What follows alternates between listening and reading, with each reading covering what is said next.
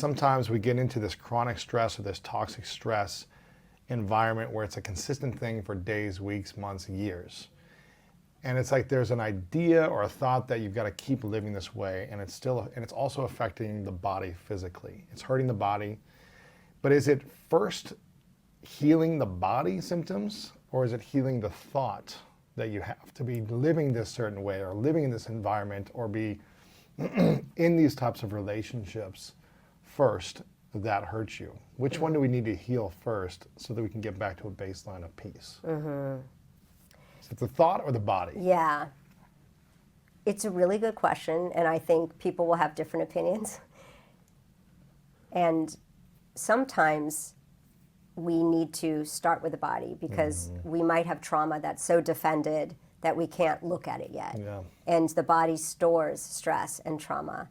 And so there's a lot of different alternative techniques. They're not mainstream, although they are starting to be, like somatic therapy, where you're actually using the body to name and clarify and process trauma that we've had.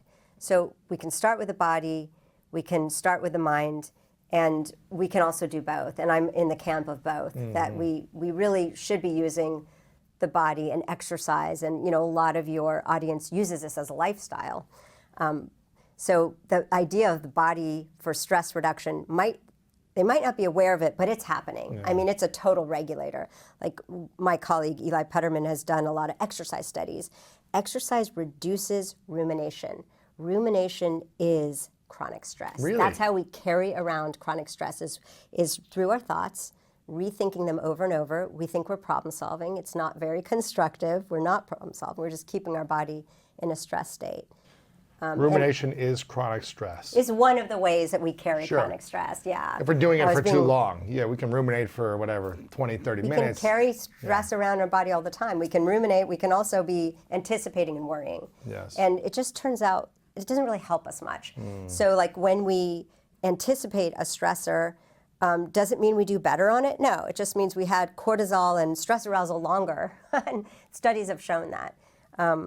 My colleague Wendy Mendez. So we know a lot about like how we carry stress in the mind, either thinking about the past or the future, and that doesn't really serve us well. It's just a way we think we're exerting control. So the mindfulness, present-oriented, the certainty, letting ourselves feel the certainty of the present and be present and be engaged, have our focus of attention really absorbed, like in a flow state. That is a beautiful state of mind. That is not stressful, but it is still highly activated. Like you said, you're working on a deadline or something together. But if we're ruminating on the past or worrying about the future, then we're living in stress. Yeah. What's the difference between worrying about the future and preparing for the future? Yes, there is a difference. And visualizing what could go right and could go wrong in the future, so you're prepared. Yeah. What's the difference between that? That's a really good question, and when we can prepare and problem solve and be ready for things, we're reducing stress. Yes. So planning ahead in that way is completely constructive, and that's how a lot of us manage stress. But the anticipating is more worrying. You're kind of thinking about it, but you're not actually you're strengthening your resources and preparing. You're not taking action to prepare. Yeah, exactly. Well, so one set of strategies is kind of looking at our mindset. So when we feel, you were describing how you like routine, but not like an overly rigid routine. Yes. And so there's a sweet spot there. And that is our ability to deal with some uncertainty. Yeah, things might not go as planned. So that's really important. So this being able to kind of be comfortable and tolerate uncertainty, or when things happen that we didn't plan or predict, being able to actually relax into that. That is a resilient skill that some of us, just based on personality, are more that way. We tolerate uncertainty really well, and then some of us aren't, and we really get very uncomfortable when we can't know exactly what's going to happen tomorrow. Right. Before the interview continues, if you feel like you're not living your most authentic life, not leaning into your purpose, and not living the life that your future self would be extremely proud of, I've written a new book called The Greatness Mindset, and I think you're gonna love this. Through powerful stories, science-backed strategies, and step-by-step guidance, The Greatness Mindset will help you overcome all the different challenges in your life to design the life of your dreams and then turn it into your reality. Make sure to click the link below in the description to get your copy today. Okay, let's get back to this video. Yeah. So how did you get that way? Was it work? I mean, did you have to work on it, or you just kind of naturally, kind of structured but not too structured? How I'd prepare for tomorrow, you mean? Yeah. Or well, first off, I visualize a goal that I have, and it really starts with a meaningful mission. So I'm clear on my purpose for this season of life. So when I was playing sports, I was like, okay, this season, these 3 months, my goal is to get to the state championship or to win this many games or whatever it might be. Yeah. And then I had a purpose for that season. Just like now, I have a purpose and a mission. So I'm clear on that, and then I create a goal about what I want to accomplish this year. And then I have quarterly goals, and I just kind of work on every week, what do I need to do to support myself in being of service to the mission. So I'm very mission-oriented, focused on giving, on creating, on adding value to a certain amount of people. Yeah.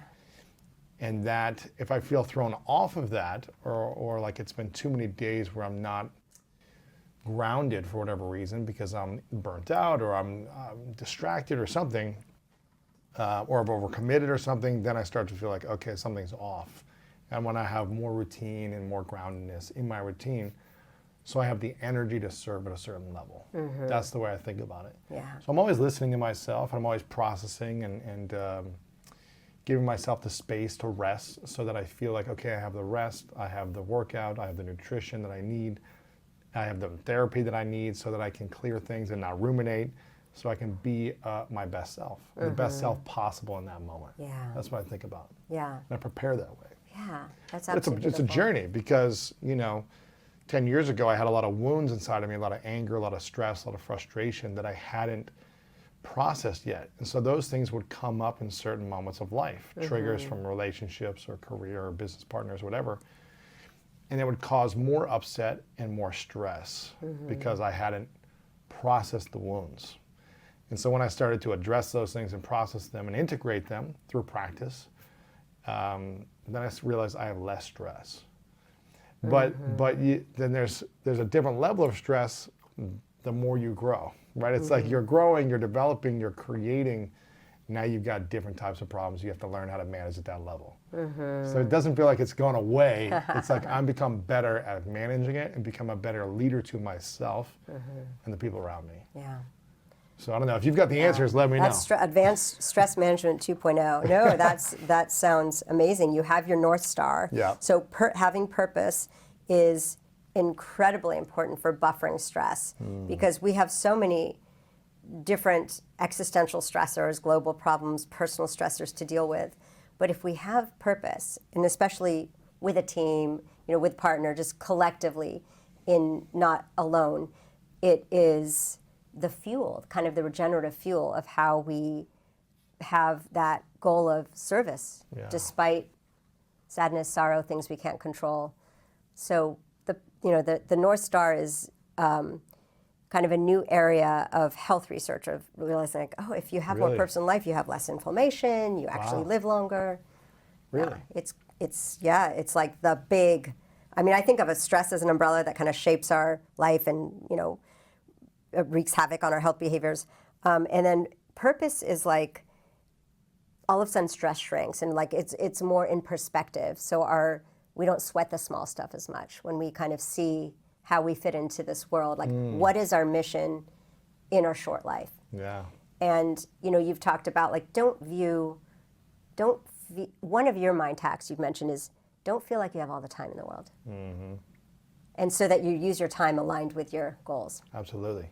And there is something called spiritual urgency, which is when someone really reaches a crisis, they often develop spiritual urgency to live what their limited life. This is like a health problem usually, or some Near-death catastrophic thing. experience, or someone dies in the family, Yeah. or you go through a health problem. Right. That aligns us, and often we have from that post-traumatic growth or spiritual urgency, which is realizing, oh my goodness, I was spinning my wheels, I'm using all this effort to try to live well, and it was not using my time for what I care about most, which fill in the blank. Different to everyone, but usually about relationships, love, gratitude, creating some greater good. And so we can wait until we have a crisis to develop that spiritual urgency, or we can do what you suggested, which is just stop now and ask, reflect, if I had 1 year to live, what are my priorities? How do I want to use my time? How can I align my time use to fit what I care about most?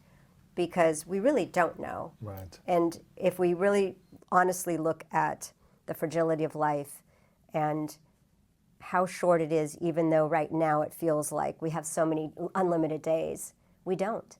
And that spiritual urgency is one way that we can, be aligned with these mission-driven quarters you describe. I love it. Did you feel like you always had spiritual urgency, or is that something you learned later in life? I would say it's recent. Really? Yeah, I think I've been training in some types of meditation and mindfulness, and the idea of impermanence is always very big in Buddhism. So the idea that we really have right now and the future is quite uncertain, that is a way to really live more fully right now, in the moment, in this day, in this month, and not just take it for granted. Yeah. And I will say, I do think that dealing with other things that make me, the climate crisis for one, we've been dealing with a lot, and you have down here too, of realizing how fragile the planet is, and how if we want to be of service, we can't just go toward this negative gloom and doom view, but how reframe it as purpose. How amazing to be alive. We can choose to do something in our local sphere where we have power and influence, and that's what it's about, and the ripples from that. We stress too much. We need to take it seriously and bring it way down, because it's toxic for our health, because it creates depression and anxiety disorders. And we just let it go, free floating, and don't take it seriously. So how serious is it to master stress? toxic stress or chronic stress is serious.